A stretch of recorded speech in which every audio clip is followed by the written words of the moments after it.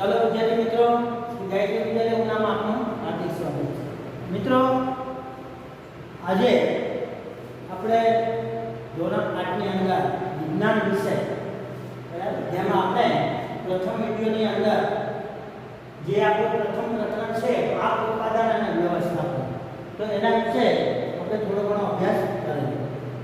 મિત્રો ત્યારે આપણે સમજાયા કે પાક એટલે શું, બરાબર, પાકનું ઉત્પાદન શા માટે વધારવું પડે છે અથવા તો શા માટે એ આવશ્યક છે, બરાબર, અને એની વ્યવસ્થાપન।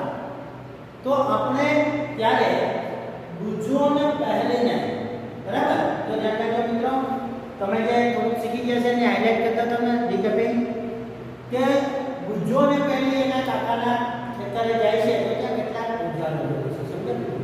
અને એ પછી એને વિચાર આવે છે કે ઓજારોનો ઉપયોગ શું, બરાબર। પછી આપણે એ પણ જોયું કે આપણે ખોરાકની શા માટે જરૂર પડે છે, બરાબર, અને આપણે પૂર્વજો કેટલા હજાર વર્ષ પહેલા ખેતીવાડીની શરૂઆત કરી, કેવી રીતે કરી એ પણ આપણે જોયું મિત્રો। પછી ખેતીવાડીની અંદર કેટલાક તબક્કાઓ હોય છે અને એ તબક્કાઓની ચર્ચા આપણે ખાસ કરવાની। આપણે એ પણ જોયું જેમાં પહેલું ભૂમિને તૈયાર કરવી, યાદ રાખજો મિત્રો, એટલે કે જમીનનું ખેડાણ કરવું। આપણે એ પણ જોયું કે જમીનને શા માટે ખેડવી પડે છે અથવા તો ખેડાણ કરવું શા માટે જરૂરી છે। છેલ્લે આપણે એ પણ જોયું મિત્રો કે જમીનને શા માટે ઓછી નરમ બનાવવામાં આવે છે, ઉલટ સુલટ શા માટે કરવામાં આવે છે એનું પણ આપણે કારણ જોયું। મિત્રો લાસ્ટ આપણે જ્યાં સુધી પ્રથમ વિડિયોની અંદર સમજાવ્યું ત્યાં સુધી તમને જે પીડીએફ છે મોકલેલી છે, બરાબર, અને એમાં જે પ્રશ્નો હતા આપણે જે સમજાવ્યું તેમાંથી તમને આપેલા હતા, તમે સારી રીતે એને લેખા હશો, બરાબર, અને સારી રીતે તૈયાર પણ કરતા હશો। જો ધ્યાન રાખજો મિત્રો, હવે આ રીતે તમને સમજાવ્યું વિડિયોમાં અને પછી જેટલું ચાલ્યું એમાંથી પ્રશ્નો આપવામાં આવે છે કે તમારે તમારી નોટબુકમાં લખતું જવાનું સાથે સાથે, સમજાણું મિત્રો? જો ધ્યાન રાખજો। હવે આપણે ત્યાંથી આગળ વધીએ। આપણે જે ટોપિક પહોંચ્યા હતા મિત્રો એ હતું ઓઝાર। જો ધ્યાન રાખજો, છેલ્લો ટોપિક આપણે જે ચર્ચા કરી, બરાબર, એમાં આપણે વાડ વિશેની વાત કરતા હતા, તો હવે આપણે એમાં આવશે ઓઝાર। જો ધ્યાન રાખજો, તો આપણે જે ખેતીવાડીના તબક્કા છે એ તબક્કાઓને આપણે લખશું। પહેલો તમારો તબક્કો હતો ભૂમિને તૈયાર કરવી, તો ધ્યાન રાખજો, ભૂમિને તૈયાર કરવી, સમજાયું? બીજો તબક્કો ખેતીવાડીનો છે રોપણી, આપણે એને વાવણી પણ કહીએ છીએ મિત્રો। બીજ હોય એને રોપવામાં ના આવે, એને વાવવામાં, છોડ હોય એને રોપવામાં, તો ધ્યાન રાખજો, બરાબર। તમને વનસ્પતિના પ્રકાર ખબર છે, વૃક્ષ એટલે કે ઝાડ, છોડ, છોડ, વેલા, બરાબર છે? તો આ રીતે કેટલાક પાક એવા હોય છે કે જેને રોપીને તૈયાર કરવામાં આવે, કેટલાક પાક એવા હોય છે કે જેને બીજ વાવવામાં આવે, સમજાયું? પછીનો તબક્કો છે મિત્રો રોપણી પછી ખાતર આપવું, યાદ રાખજો, તે કુદરતી પણ હોઈ શકે અને કૃત્રિમ પણ હોઈ શકે, સમજાયું મિત્રો? એ પછીનો તબક્કો છે એ સિંચાઈ છે કે જેમાં પાકને પાણી પૂરું પાડવું, બરાબર। એ પછીનો જે તબક્કો છે એ નિંદામણ છે, ક્યું? અને લાસ્ટ જે તમારો તબક્કો આવ્યો છે વ્યવસ્થાપન, એટલે કે એનો સંગ્રહ, જે પાક તૈયાર થઈ ગયો એનો સંગ્રહ કેવી રીતે, સમજાય? બરાબર। અને એટલે તમે એક એ પણ વચ્ચે લઈ શકો, લણણી પણ કરી શકો, એટલે કે જે આપણા પાક તૈયાર થઈ પછી એની કાપણી કરીએ છીએ તે, બરાબર, જે ગુંડા અને વગેરે થતા હોય છે, અને છેલ્લે પછી તમે કરી શકો સંગ્રહ, એમ પણ લઈ શકો વચ્ચે, સમજાણું મિત્રો?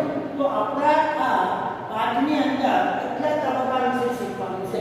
એમાં આપણે પ્રથમ તબક્કો મિત્રો શીખી ગયા કે ભૂમિને તૈયાર કરવી, તેના માટે જમીનને કેવી રીતે ખેડવી, કયા ઓજાર વડે ખેડવી, શું કરવું, જમીનને સમથળ કરવા માટે, બરાબર, આપણે લાસ્ટમાં જોયું હતું કે કયા ઓજારનો ઉપયોગ થાય છે, તો તમે કીધું હતું સમા, બરાબર ને, અને તમારા પાઠ્યપુસ્તકમાં પણ છે તમે જોયું। તો હવે આપણે જે આપણો ટોપિક છે ઓજાર, ધ્યાન રાખજો કે આપણે ખેતીવાડીની અંદર જુદા જુદા પ્રકારના ઓજારો વપરાય છે, જુદી જુદી પદ્ધતિઓમાં। જો ધ્યાન રાખજો, વાવણી કરવા માટે અલગ પ્રકારના ઓજારો હોય, ખેડવા માટે અલગ પ્રકારના ઓજારો હોય। આપણે એ પણ જોયું કે જમીનને જ્યારે ખેડવામાં આવે તો મોટા મોટા માટીના જે પેલા હોય છે, બરાબર, જેને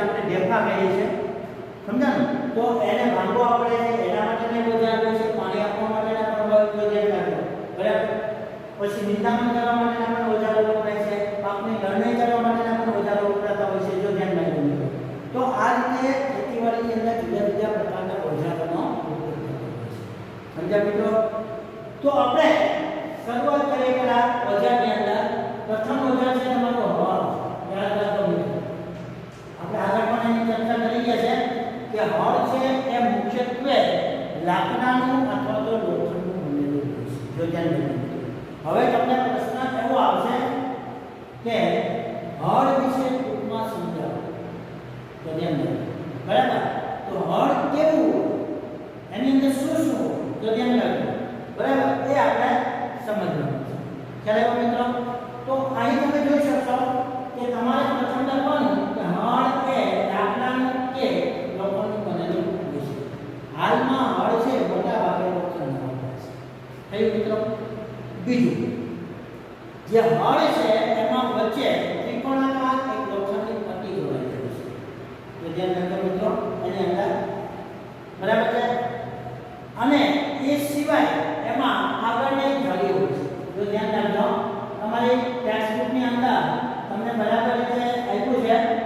હા, બરાબર, તમે જોઈ શકશો. છતાં હું તમને બતાવવાનો પ્રયત્ન કરું છું કે હા એ કેવી રીતે હોય છે. સમજ્યા મિત્રો? તો ધ્યાન રાખજો. તો આ ભાગ છે અહીંયા એક ત્રિકોણાકાર લોખંડની પટ્ટી હોય છે. બરાબર? તે જમીનમાં અંદર અને એના દ્વારા જમીન બનાવે. સમજાય છે મિત્રો? આ છે એની શાફ્ટ છે. તો કહેવાય આને શાફ્ટ. યાદ રાખજો. તેઓ એને ધરી ગઈ છે. અને અહીં જોત હોય છે. ગામડાની સાદી ભાષામાં એને જોતર કહેવામાં આવે છે, કે જ્યાં જે તમે પ્રાણીનો ઉપયોગ કરો છો એને બંને જગ્યાએ જોડવામાં આવે છે. એટલે એને ગળામાં વીંટાળી દેવાય છે, દોરીનું બનેલું હોય છે, એને આપણે જોત કહીએ છીએ. અને આ હળની અંદર આપણે બરાબર છે મોટા ભાગે બળદોનો ઉપયોગ કરીએ છીએ. પરંતુ ઘણી જગ્યાએ બરાબર અન્ય પ્રદેશોમાં તમે જશો મિત્રો તો એ ઊંટ દ્વારા ખેંચાતું હોય છે, પાડાઓ દ્વારા પણ ખેંચાતું હોય છે, અને માણસો દ્વારા પણ ખેંચાતું હોય છે. ધ્યાન રાખજો મિત્રો. બરાબર? કે જે કેટલાક એવા ગરીબ રાજ્યો છે કે જ્યાં આ રીતે પ્રાણીઓનું પશુપાલન નથી કરી શકતા બળદ જેવા. બરાબર? તો એ અન્ય પ્રાણીઓને એમાં ઉપયોગ કરતા હોય છે. તો આ રીતે હળ વિશે તમને માહિતી લખવાની કે તો તમે બરાબર સમજી શકશો. સમજો ને મિત્રો? તો આ શું થયું? ઓકે, હા. ત્યારે મિત્રો હળ વિશે કેટલા પોઈન્ટ આપણને ખબર પડી ગઈ.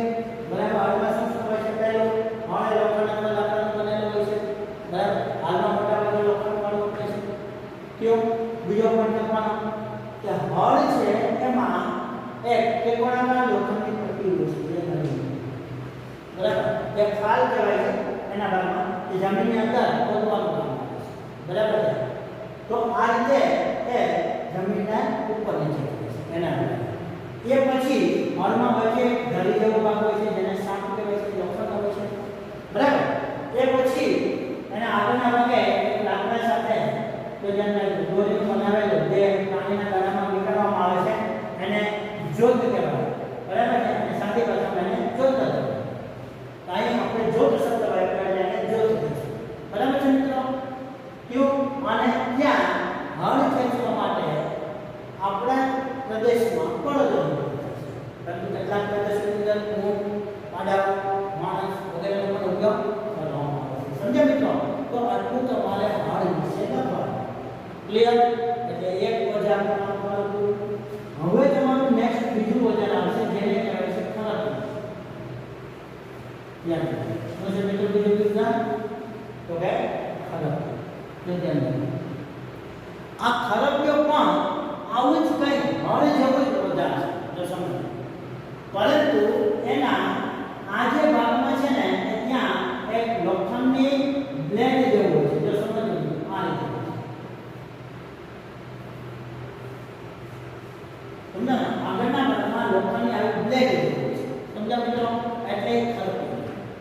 તો તમે હળનો ઉપયોગમાં નથી શકો. દાખલા તરીકે હળનો ઉપયોગ ક્યાં ક્યાં થાય? તો તમે હળનો ઉપયોગ જમીન ખેડાણ કરવા માટે, બીજો ઉપયોગ ખાતર ભેળવવા માટે જમીનની અંદર, ત્રીજો ઉપયોગ માટે બરાબર શું લખી શકશો તમે?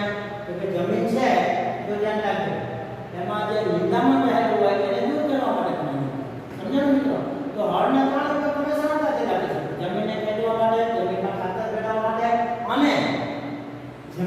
નિંદામણ દૂર કરવામાં આવે. થયું? એ પણ તમે આ વિષયની ટૂંકમાં લખી શકો એનો ઉપયોગ. હવે આપણે ખરપિયાની વાત કરીએ. બરાબર છે? તો જે આ ખરપિયો છે, બરાબર, એનો ઉપયોગ શું? તો પહેલા તમારે જોવાનું કે ખરપિયો કયા પ્રકારનો છે. તો એમાં પણ ખરપિયાની રચના છે મોટા ભાગે હળદ જેવી હોય છે. બરાબર? પણ ખરપિયામાં નીચેના ભાગે એક લોખંડની પ્લેટ જેવું લાગેલું છે. બરાબર છે? અને એ જમીનમાં રહેલા જે ભેફાઓ છે એને ભાંગે છે. બરાબર છે?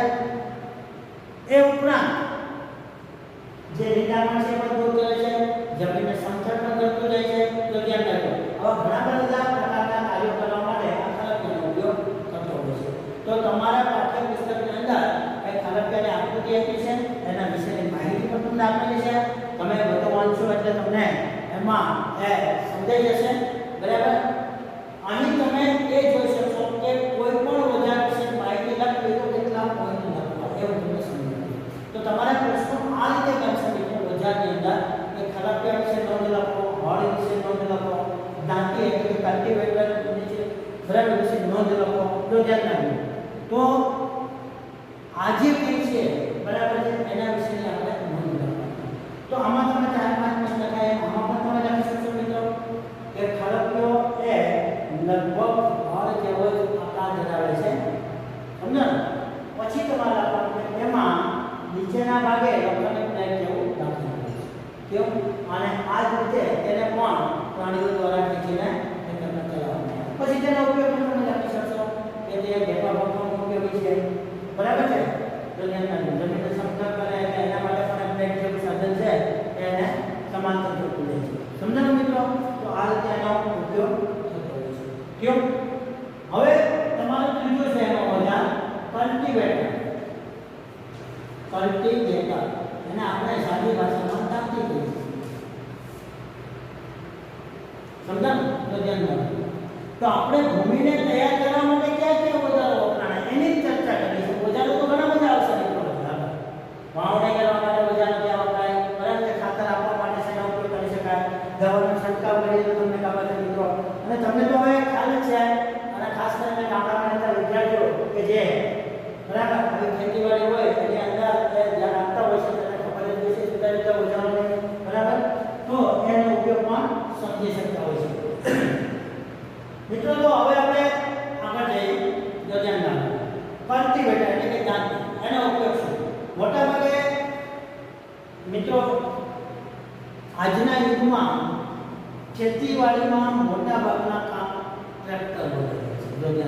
પહેલાના સમયમાં જે આ બધા પ્રકારના ઓજારોમાં પ્રાણીઓને બરાબર છે ખેંચવા માટે ઉપયોગ કરવામાં પણ હવે તેની જગ્યાએ આપણે ઘણો ઉપયોગ કરીએ છીએ મિત્રો ટ્રેક્ટર. અને ટ્રેક્ટરના પાછળના ભાગે આ પ્રકારના ઓજારો એ આધુનિક રીતે બનાવેલા હોય છે અને એને જોડી દેવામાં આવે છે અને એના દ્વારા પછી ખેતીવાડીની અંદર એનો ઉપયોગ કરવામાં આવે છે. સમજ્યા મિત્રો? તો હવે તમે કલ્ટીવેટર વિશે વાત કરશો તો તમને એમાં આકૃતિમાં બતાવેલું છે કલ્ટીવેટર કેવા પ્રકારનું હોય છે મિત્રો. બરાબર? જેમાં દાંતી રહેલી હોય છે અને એ દાંતી દ્વારા તો ધ્યાન રાખજો. બરાબર છે? જે જમીન છે બરાબર એને બરાબર સમતળ કરવામાં આવે છે વચ્ચેના ભાગેથી. તો ધ્યાન રાખજો. અને ખેડેલી જમીન ભાંગેલા ઢેફા એને બરાબર વ્યવસ્થિત રીતે સમતળ બને બરાબર એવા પ્રયત્નો દાંતી વડે એટલે કલ્ટીવેટર વડે કરવામાં આવે. કલ્ટીવેટર ફેરવવાથી જે કોઈ જમીનમાં નાના મોટા કચરાઓ રહેલા છે બરાબર સમતળ થઈ જાય છે. બરાબર છે? પછી એમાં રહેલું નિંદણ છે એ પણ દૂર થઈ જાય છે. તો ધ્યાન રાખજો. તો આ રીતે આ સાધન વડે બરાબર આવો ઉપયોગ થતો હોય છે ખેતીવાડીની અંદર. મિત્રો તમે વધારે તમારી ટેક્સ્ટબુકની અંદર બરાબર ડિટેલમાં જોઈ શકશો. અહીંયા હું કલ્ટીવેટરની આકૃતિ દોરી શકવા માટે સક્ષમ નથી મિત્રો, એટલે તમારી અંદર તમે જોઈ શકશો ટેક્સ્ટબુકની અંદર. બરાબર? હવે આપણે એનાથી આગળ જઈએ કે ભૂમિને તૈયાર કરવા માટે આ 3 પ્રકારના ઓજારો હોય છે. બરાબર મિત્રો? હવે આપણે બીજો મુદ્દો છે રોપણી. જો ધ્યાન રાખો. અથવા તો વાવણી. એમાં પણ એક છે. બરાબર? તો આપણે જે ઓજારોની વાત કરીએ છીએ મિત્રો બરાબર એમાં હવે વાવણી કે રોપણી કરવા માટે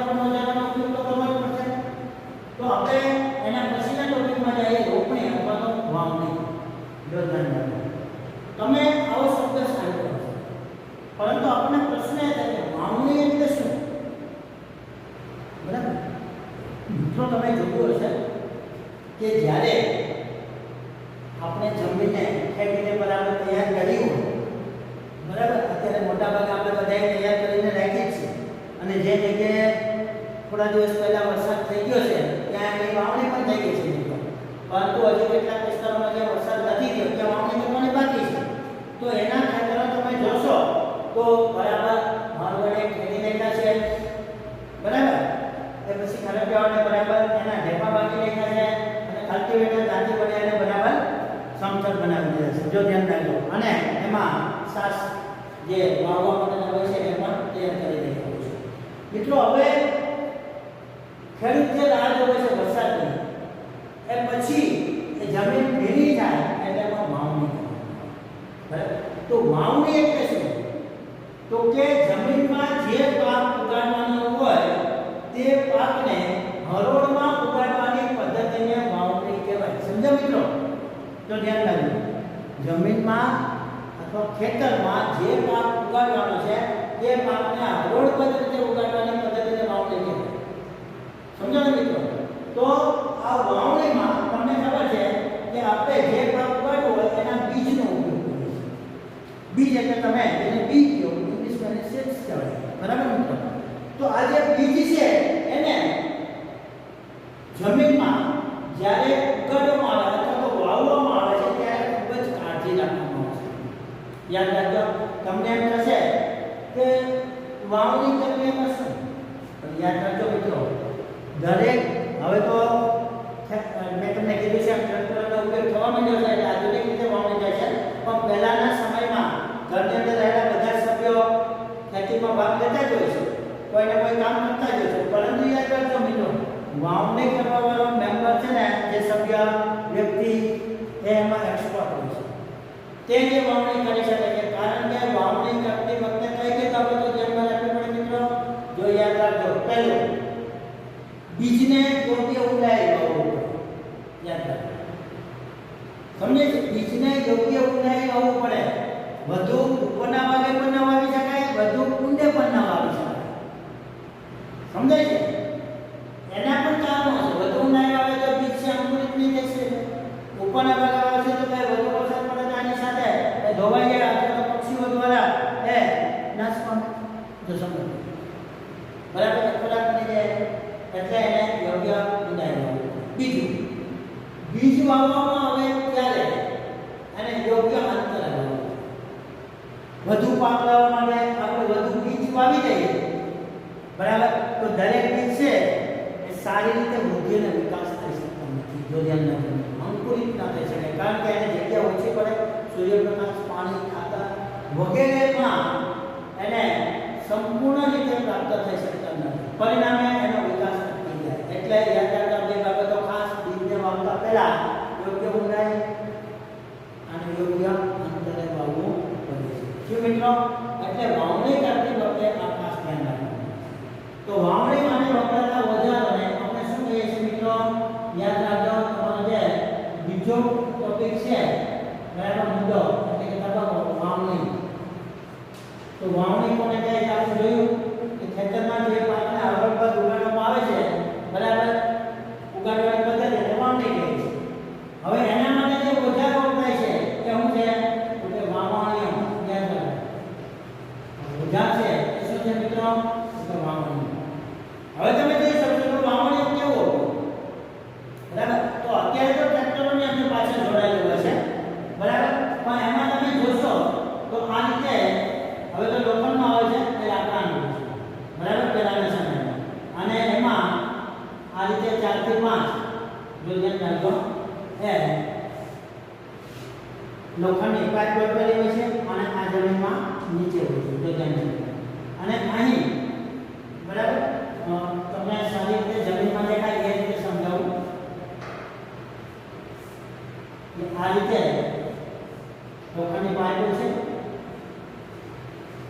બરાબર, અને ત્યાંથી જમીનમાં આ રીતે. જો ધ્યાન રાખજો, હવે બધાને એકબીજા સાથે આ રીતે લોખંડની નક્કી દો, અને અહીંયા કોરણી જેવો ભાગ હોય છે, કોરણી આકારનો, જેને કોરણી કહેવાય છે. યાદ રાખજો, કયો? અને આ બધી પાઇપ છે લોખંડની, જેની અંદર બીજને અંદર દાખલ કરવામાં આવે છે. અને એના દ્વારા એ બીજ જમીનમાં યોગ્ય અંતરે અને યોગ્ય ઊંડાઈએ ઉગાડી શકે. સમજાય છે મિત્રો? તો આ પ્રકારની વાવણીઓ છે અને આના આગળના ભાગે અહીંયા તો ધ્યાન રાખજો કે જોત સાથે જે કંઈ પ્રાણીઓનો ઉપયોગ થતો હોય છે, પરંતુ હવે તો આ ટ્રેક્ટરની પાછળ જોવામાં આવે છે. આને ખૂબ જ આધુનિક છે મિત્રો, બરાબર. એમાં પહેલાથી જે રીતે બીજ છે એનો યોગ્ય જથ્થો પણ એમાં નાખી દેવામાં આવે છે અને એના જે ટાઈમિંગ ગોઠવેલો હોય એ પ્રમાણે દરેકમાંથી બીજ છે યોગ્ય અંતરે અને યોગ્ય ઊંડાઈએ નીચે જમીનમાં રોવાતું હોય છે. સમજો ને મિત્રો? પણ પહેલાના સમયમાં આ વાવણી કરવી ખૂબ જ કઠિન હતી. જો ધ્યાન રાખજો. તો આની વાવણી માટે વપરાતા ઓજારને શું કહે છે? તો કે વાવણી. વાવણી એટલે કોઈ સમજાવો મિત્રો? તમે જોઈ શકો છો, તમારી ટેક્સ્ટબુકમાં પણ તમે જોઈ શકો છો અને આકૃતિ આપેલી છે એટલે બરાબર. હવે વાવણી કરતી વખતે શું કરવામાં આવે છે? તો તમારે પહેલા જે વાવણી માટે વપરાતા ઓજારને વાવણીઓ કહે છે અને આ વાવણીઓમાં જો ધ્યાન રાખજો, એક લોખંડની લાકડાની ધરી હોય છે અને એના ઉપરના ભાગે લોખંડની નળી વગેરે પાઇપ રાખેલી હોય છે. જો ધ્યાન રાખજો. અને ચારે પાઇપ કે 5 પાઇપ જે હોય એની ઉપરના ભાગે ઘણી આકારનો એક જે ગોળાકાર ભાગ હોય છે જેને બરાબર શું કહેવામાં આવે છે? તો કે વાવણી એટલે કે બીજ ઉગાડવા માટેનું પાત્ર અને જમીનમાં નીચેના ભાગે પાઇપ ગોઠવેલી હોય છે. બરાબર. હવે જ્યારે વાવણી કરવામાં આવે છે ત્યારે વાવણી સાથે પ્રાણી હાલમાં ટ્રેક્ટરને જોડવામાં આવે છે અને એના દ્વારા જમીનની અંદર બરાબર બીજ ઉગાડતા જવામાં આવે છે અને દરેક પાઇપમાંથી બીજ છે જમીનમાં નીચે સુધી પડે છે અને યોગ્ય ઊંડાઈ અને અંતરે બરાબર વવાય છે. તો આ પ્રકારની જે પદ્ધતિ છે એ વાવણી દ્વારા થાય છે અને એને કહેવાય છે વાવણી. સમજ્યા મિત્રો? ઘણી વખત જ્યાં વરસાદ નથી અથવા તો પાણીની સગવડતા હોય બરાબર છે તો પહેલાથી જ ખેતરમાં પાણી પીવડાવી અને પછી બીજ વાવી દેવામાં આવે છે. તો તમે ઘણી જગ્યાએ જોયું હશે કે વરસાદ થાય પહેલા બરાબર ઘણા ખેડૂતોએ આ રીતે વાવણી કરેલી છે કારણ કે એને પર્યાપ્ત માત્રામાં ત્યાં પાણીની સગવડ હોય છે એટલે આ રીતે કરી શકે છે. સમજાયું મિત્રો? જ્યારે આપણા વિસ્તારમાં વરસાદ ઉપર આધાર રાખે કેવું મિત્રો? હવે આપણે આગળ જોશું તો આ વાવણી એટલે કે રોપણી. હવે રોપણી માટે એક શબ્દ તમને કહીએ. રોપણી શબ્દ થોડો અલગ પડે છે કારણ કે કેટલાક શાકભાજીના છોડ છે બરાબર છે, મરચી છે, રીંગણી છે, તે ધ્યાન રાખજો બરાબર, ટામેટી છે, આવા બધા છોડ છે ને એના સૌપ્રથમ ધરું ક્યારે કરવામાં આવે છે મિત્રો યાદ રાખજો. હવે હું તમને બીજ વિશે થોડીક માહિતી આપું બરાબર. આપણે પહેલા સમજી લઈએ કે વાવતા પહેલા બીજ ઉપર કઈ કઈ પ્રક્રિયા કરવામાં આવે છે. ધ્યાન રાખજો. દરેક પ્રકારના બીજને આ રીતે વાવી શકાતા નથી. આપણે કપાસ ધ્યાન રાખજો બરાબર છે, કપાસ, મગફળી સમજાય છે કે એવા જે પાક છે અત્યારે વરસાદ ઋતુમાં આપણે આગળ શીખી ગયા પાકના બે પ્રકાર છે, એમાં ખરીફ પાક બરાબર છે. તો આવા જે ખરીફ પાક છે એને વાવવા માટે યાદ રાખજો મિત્રો બરાબર સૌપ્રથમ બજારમાંથી આ રીતે બીજ સારી જાતનું લાવવામાં આવે છે. હવે સારી જાતનું છે કે નહીં તો તમે ઘણી વખત તમારા ઘરમાં તમારા મમ્મીને બરાબર છે જે ચણા છે એને પાણીમાં પલાળતા જોયા હશે અને ના જોયું હોય તો ક્યારેક પલાળે ત્યારે અવલોકન કરજો તો કેટલાક ચણાના બીજ છે પાણી ઉપર તરે છે જ્યારે કેટલાક પાણીમાં ડૂબી જાય છે અને પછી તમારા મમ્મીને તમે પ્રશ્ન પૂછશો તો તમને કહેશે કે જે ઉપર પાણી ઉપર તરે છે એ બીજ નકામું છે, ખરાબ છે, જોઈએ બરાબર. તો એ રીતે ખેડૂત જ્યારે બજારમાંથી બીજને લાવે છે ત્યારે બરાબર એની વાવતા પહેલા એની ચકાસણી કરવામાં આવે છે. તો ચકાસણી કર્યા પછી એ બીજને જમીનમાં વાવણીયા દ્વારા વાવવામાં આવે છે. સમજો ને?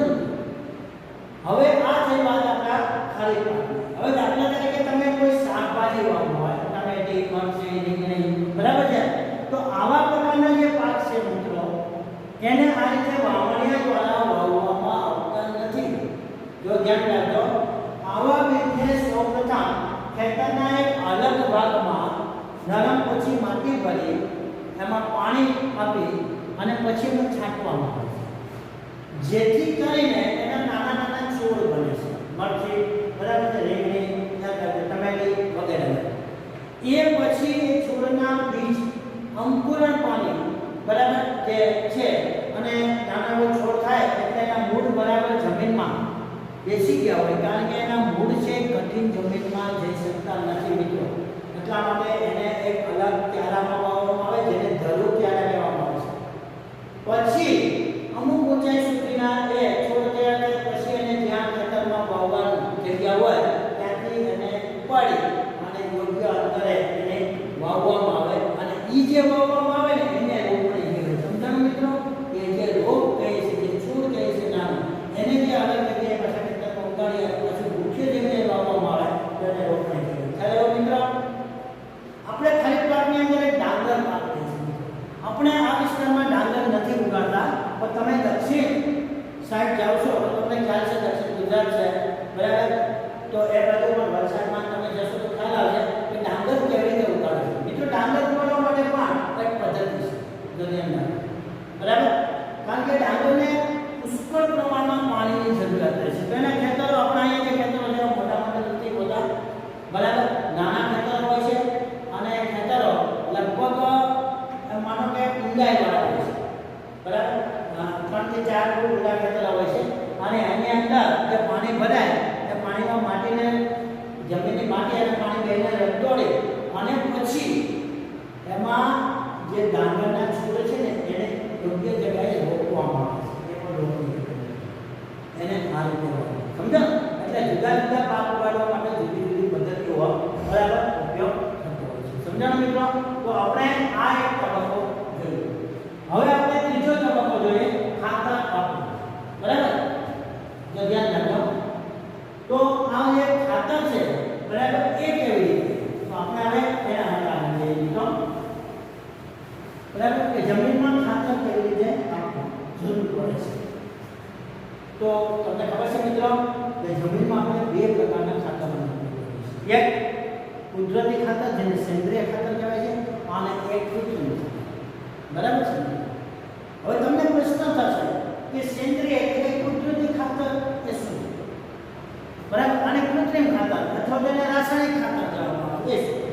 તો યાદ રાખજો મિત્રો, પ્રાણીઓના મળ મૂત્ર સમજે છે કે કૃષિ કચરો જે એકઠો થઈ અને એના કોહવટથી જે પદાર્થ, જે કાર્બનિક પદાર્થ તૈયાર થાય છે, યાદ રાખજો મિત્રો બરાબર, જે કાર્બનિક પદાર્થ બને છે એ છે સેન્દ્રિય અથવા કુદરતી ખાતર. જો ધ્યાન રાખજો બરાબર. એ જ રીતે રાસાયણિક ખાતર છે, યાદ રાખજો મિત્રો, માનવ દ્વારા કારખાનાઓની અંદર કેટલાક રાસાયણિક પદાર્થો મિશ્ર કરીને બનાવવામાં આવે છે, જેને રાસાયણિક ખાતર કહેવાય છે. સમજ્યા મિત્રો? તો આ રીતે પાક વાવ્યા પછી ત્રીજા તબક્કામાં જમીનમાં યોગ્ય સમયે ખાતર આપવું પડે છે. યાદ રાખજો મિત્રો બરાબર. તો ઘણી વખત એવો પ્રશ્ન આવે કે ખાતર આપવું શા માટે જરૂરી છે બરાબર, ખાતર એટલે શું? જો ધ્યાન રાખજો. તો હવે આપણે જે ત્રીજો તબક્કો છે એમાંથી ક્યાં ક્યાં પ્રશ્નો નીકળે એની ચર્ચા આપણે કરીએ બરાબર. તો ત્રીજો તબક્કાની અંદર આપણે જોશું તો ખાતર આપવું, પછી કે કુદરતી કે બરાબર કૃત્રિમ ખાતર. હવે પહેલા આપણે એ જોઈએ બરાબર, જે તમારો પ્રશ્ન આવતો હોય કે ખાતર એટલે શું, આની ચર્ચા આપણે કરીશું બરાબર. બીજો પ્રશ્ન, ખાતર આપવું શા માટે જરૂરી છે? ખાતર આપવું, જમીનમાં ખાતર આપવું શા માટે જરૂરી છે?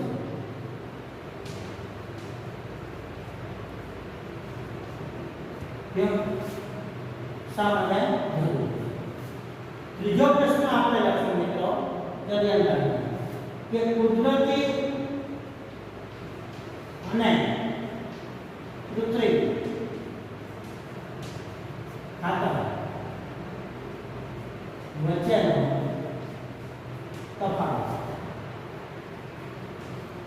મિત્રો ચોથો પ્રશ્ન એવો લખશું આપણે, કુદરતી ખાતરના ફાયદા, કુદરતી ખાતરના ફાયદા. અને એ જ રીતે પાંચમા પ્રશ્નમાં તમે લઈ શકો મિત્રો કૃત્રિમ ખાતરના ગેરફાયદા બરાબર છે. કૃત્રિમ ખાતરના ગેરફાયદા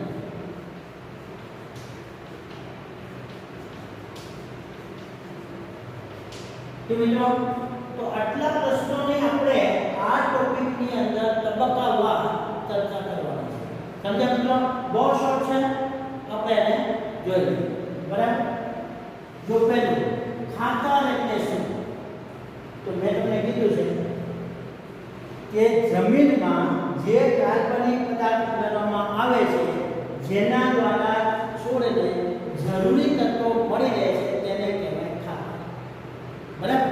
અથવા એને બીજી રીતે બોલો તો જમીનમાં ઉગાડેલા પાકને જરૂરી પોષક તત્વો પૂરા પાડતા કાર્બનિક પદાર્થને ખાતર કહે છે. સમજાયું મિત્રો? બરાબર? ખાતર એટલે શું? બે રીતેની વ્યાખ્યા લખી છે. હવે ત્રીજું આ પ્રશ્ન જવાબ, ખાતર આપવું શા માટે જરૂરી છે? સમજ્યા મિત્રો? તો એના માટેનો જવાબ એમ લખી શકાય કે જમીનમાં વારંવાર પાક લેવાથી જમીનમાં રહેલા જરૂરી પોષક તત્વો છે એ અમુક સમય પછી વપરાય છે.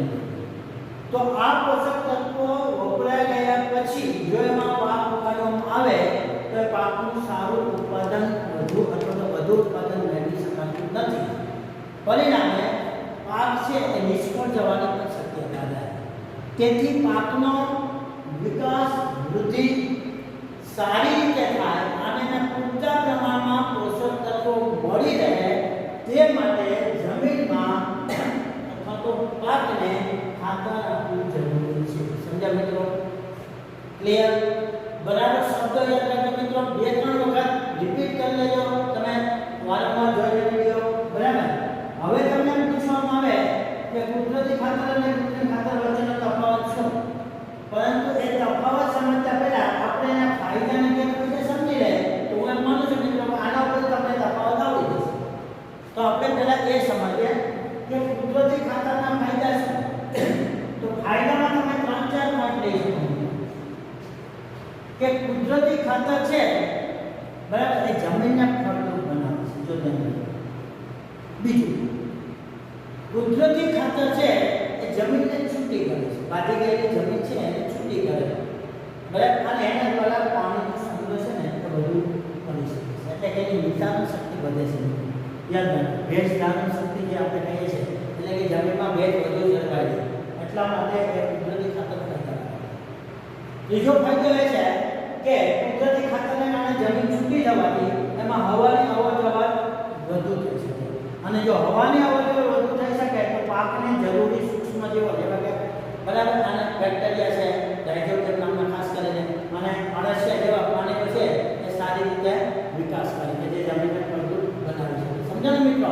તો આ કુદરતી ખાતરના ફાયદા છે. સમજાયું મિત્રો? બીજું કુદરતી ખાતર યાદ રાખો દરેક પાક વખતે ઉમેરવું જરૂરી નથી. ખેતરમાં એક વખત ઉમેરી ત્યાર પછી બરાબર દર વર્ષે એને ઉમેરવામાં આવે છે. સમજાયું? એટલે એ કિંમતમાં પણ સસ્તું પડે. જો એના ફાયદા છે. હવે તમને એમ કે કૃત્રિમ ખાતર એટલે કે રાસાયણિક ખાતરના ગેરફાયદા છે. તો મિત્રો તમે જોઈ શકશો કે રાસાયણિક ખાતર છે એ વારંવાર જમીનમાં ઉમેરવાથી જમીનની ફળદ્રુપતા નાશ પામે છે. જો ધ્યાન બીજો ગેરફાયદો એ છે કે કૃત્રિમ ખાતર એટલે કે રાસાયણિક ખાતર છે એના દ્વારા જે જરૂરી સૂક્ષ્મ જીવો છે બરાબર અને અળસિયા જેવા પ્રાણીઓ છે એ પણ નાશ થાય છે. પરિણામે જે જરૂરી પોષક તત્વો છે એ ઓછા થઈ જાય છે. સમજાયું? અથવા તો એમાં વધી શકતા નથી. કૃત્રિમ ખાતરનો ત્રીજો ગેરફાયદો એ છે મિત્રો કે જેનાથી જમીન બાજી જાય છે બરાબર અને એના પરિણામે હવાની અવરજવર ઓછી થઈ શકે છે. અને છેલ્લે એનો ગેરફાયદો એ છે કે એને દરેક પાક વખતે વારંવાર ઉમેરવું પડે છે અને એના પરિણામે જમીન તો બિનફળદ્રુપ બને છે સાથે સાથે કિંમતમાં પણ ખૂબ જ મોંઘું પડે છે. સમજાયું મિત્રો? તો તમે આ રીતે કુદરતી ખાતર અને કૃત્રિમ ખાતરના ફાયદા અને ગેરફાયદા તમે લખ્યા. હવે મિત્રો આ તમે હોમવર્કમાં લખી શકશો કે કુદરતી અને કૃત્રિમ ખાતર વચ્ચેનો તફાવતનો મુદ્દા લખો તો તમે બંનેમાંથી તારવી શકશો મિત્રો. સમજાયું? હું જે આના ફાયદા અને ગેરફાયદા બોલ્યો એની સામે તમે જોઈ શકો પેલા કુદરતી ખાતર કિંમતમાં સસ્તું પણ આવે છે અને કિંમતમાં મોંઘું પડે. તો આ વર્ષમાં એક જ વાર ઉમેરવામાં આવે છે અને તો કે દરેક પાક વખતે વારંવાર ઉમેરવું પડે છે. આ જમીનની ફળદ્રુપતા જાળવી રાખે છે, આ જમીનને શું કરે છે તો કે બિન ફળદ્રુપ બનાવે છે અથવા તો એની ફળદ્રુપતા નાશ કરે છે. સમજે છે મિત્રો? તો આ રીતે 4-5 પોઈન્ટ તમે લખી શકો. ઓકે મિત્રો, જો ધ્યાન રાખજો. તો અહીં આપણે આજે જે તબક્કા જોયા એમાં ભૂમિને ધ્યાન કરવા માટેના ઓજારો તો એની વાત કરી, બરાબર, હળ, હળકીઓ અને દાંતી એટલે કે કલ્ટીવેટર. એ ઉપરાંત પછી આપણે વાવણીમાં પણ ઉપયોગ થઈ ગયા ઓજારો એની વાત કરી. રોપણી એટલે શું, વાવણી એટલે ખરેખર શું છે, બરાબર. વાવણી કરતા પહેલા બીજને કેવી રીતે તૈયાર કરવામાં આવે છે, બીજની ચકાસણી કેવી રીતે કરવામાં આવે છે એ પણ આપણે જોયું. ક્યાં ક્યાં પાકની રોપણી થઈ શકે, બરાબર, ડાંગરના પાક કેવી રીતે વાવવામાં આવે છે એની પણ ચર્ચા કરી. અને એ પછી ખાતરની બાબતમાં આપણે વાત કરી મિત્રો, બરાબર. કે ખાતર એ શું છે, તો આપણે જે ખાતરના મુખ્યત્વે બે પ્રકાર છે, કુદરતી અને કૃત્રિમ ખાતર. એ પછી ખાતર એટલે શું, એની વ્યાખ્યા સમજ્યા. ખાતર છે એ જમીનમાં શા માટે ઉમેરવાની જરૂર પડે છે એનું કારણ પણ સમજ્યા. પછી એ કુદરતી અને કૃત્રિમ ખાતરના ફાયદા કેવી રીતે જોયા અને એની સાથે એને બંને વચ્ચેના ભેદ એટલે કે તફાવત પણ આપણે જોયું. સમજ્યા મિત્રો?